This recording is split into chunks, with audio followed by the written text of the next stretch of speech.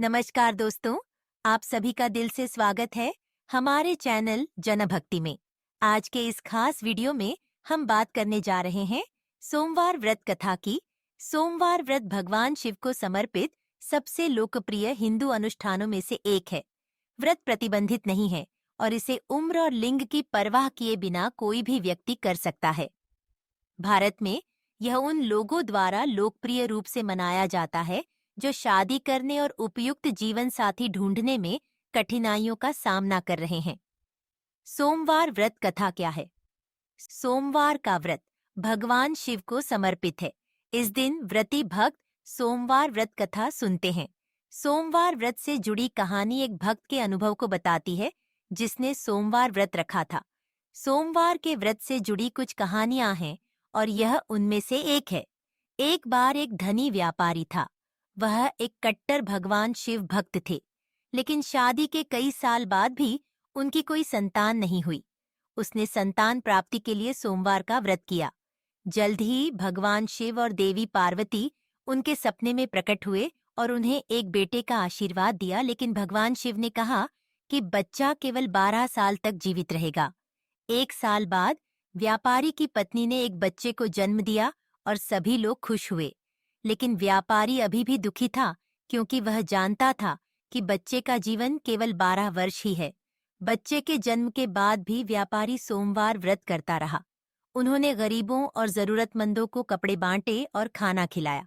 जब बेटा 11 वर्ष का हुआ तो व्यापारी ने अपने भाई से लड़के को काशी, वाराणसी ले जाने और पवित्र ग्रंथों का अध्ययन करने और 1 वर्ष तक पूजा करने के लिए कहा। रास्ते में व्यापारी का बेटा और उसका चाचा एक राज्य में पहुंचे जहां राजकुमारी का विवाह समारोह हो रहा था। लेकिन एक दुर्घटना से दूल्हे की एक आंख चली गई। दूल्हे के माता पिता राजा को सच्चाई बताने के लिए तैयार नहीं थे और वे विवाह समारोह के लिए अस्थायी दूल्हे की भूमिका निभाने के लिए एक लड़के की तलाश कर रहे थे। दूल्हे के माता पिता व्यापारी के लड़के से आकर्षित हुए और उससे अस्थायी दूल्हा बनने के लिए कहा। काफी देर समझाने के बाद लड़का अस्थायी दूल्हे की भूमिका निभाने के लिए तैयार हो गया।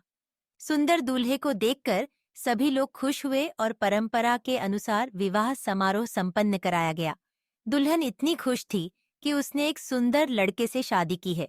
व्यापारी का बेटा भी दुल्हन के साथ रहकर बहुत खुश था। जाने से पहले व्यापारी के बेटे ने दुपट्टे में सच्चाई लिखकर नई दुल्हन को दे दी कि उसने मूल दूल्हे की जगह ले ली है, जिसकी एक आंख चली गई थी और वह काशी जा रहा है। व्यापारी का बेटा काशी पहुंचा और भगवान शिव की पूजा और अनुष्ठान किया। उन्होंने गरीबों को दान भी दिया। घर पर व्यापारी अपनी शिव पूजा और अनुष्ठान जारी रख रहा था। उसे एहसास हुआ कि 12वें वर्ष का अंतिम दिन आ गया है। उन्होंने पूरे दिन भगवान शिव से प्रार्थना की। काशी में व्यापारी के बेटे को प्रार्थना करते समय सीने में दर्द हुआ और वह गिर गया और तुरंत मर गया। इस घटना को देखने वाली देवी पार्वती जो कुछ हुआ था उसे बर्दाश्त नहीं कर सकीं और शिव से अपने भक्त की मदद करने की विनती की। उसने कहा कि उस व्यापारी ने अपने पुत्र को यह सोचकर आपके पास काशी भेजा था कि उसका उद्धार हो जाएगा। वह एक सच्चा भक्त है और उसकी प्रार्थनाएं अनुत्तरित नहीं रह सकती। भगवान शिव मुस्कुराए और बोले कि वह तो बस व्यापारी की परीक्षा ले रहे थे। ऐसे भक्त हैं जो केवल अपनी इच्छाओं को पूरा करने के लिए मेरे पास आते हैं, लेकिन व्यापारी अलग था। समृद्धि और प्रतिकूलता के दौरान उसकी सभी प्रार्थनाएं और विचार मेरी ओर निर्देशित थे। अपने बेटे की आस्था जानने के बाद भी उन्होंने कभी शिकायत नहीं की और वे नए जोश के साथ सभी अनुष्ठान और दान करते रहे।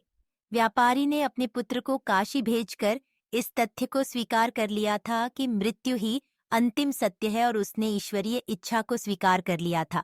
उन्होंने कभी विरोध नहीं किया, बल्कि दैवीय इच्छा को आसानी से स्वीकार कर लिया और मेरी पूजा करना जारी रखा और सोमवार व्रत किया जो मुझे बहुत प्रिय है।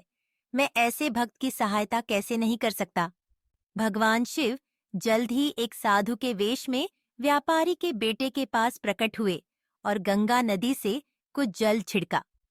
बेटा ऐसे उठा जैसे उसने किसी असामान्य समय पर झपकी ले ली हो। 1 वर्ष पूरा होने पर व्यापारी के बेटे और उसके चाचा ने काशी विश्वनाथ को धन्यवाद दिया और अपनी वापसी यात्रा शुरू की। वापसी यात्रा में बेटा उस राज्य में पहुंचा जहां उसका अस्थायी विवाह हुआ था। राज्य पहले जैसा नहीं दिखता था। चारों ओर उदासी छा गई। पूछताछ करने पर लड़के को पता चला कि राजकुमारी अपनी शादी से अलग हो गई है। राजकुमारी ने बात करना बंद कर दिया और अपने कमरे तक ही सीमित हो गई। इस घटना के बाद राजा और सारी प्रजा दुखी हो गई। जल्द ही लड़का महल में पहुंचा और राजा को बताया कि क्या हुआ था। अपने पति के आने की खबर सुनकर राजकुमारी अपने कमरे से बाहर निकली और उसे देखकर बहुत खुश हुई। जल्द ही व्यापारी के परिवार के पास दूत भेजे गए और वे सभी राज्य में पहुंचे। राजा ने घोषणा की कि व्यापारी का पुत्र अगला राजा होगा। दोस्तों, अगर आपको यह पावन सोमवार व्रत कथा प्रेरणादायक और ज्ञानवर्धक लगी हो तो कृपया वीडियो को लाइक करें, शेयर करें और कमेंट में हर हर महादेव जरूर लिखें। अगर आप भी भगवान शिव की कृपा पाना चाहते हैं तो इस चैनल जन भक्ति से जुड़ जाइए और बेल आइकन दबाकर हमारी हर धार्मिक कथा सबसे पहले पाइए। सोमवार व्रत की यह दिव्य कथा न केवल श्रद्धा का प्रतीक है, बल्कि हमें यह सिखाती है कि सच्ची भक्ति और विश्वास से ईश्वर भी अपने भक्तों की परीक्षा में साथ निभाते हैं। आपका एक शेयर किसी और की आस्था को भी मजबूत कर सकता है। जय भोलेनाथ।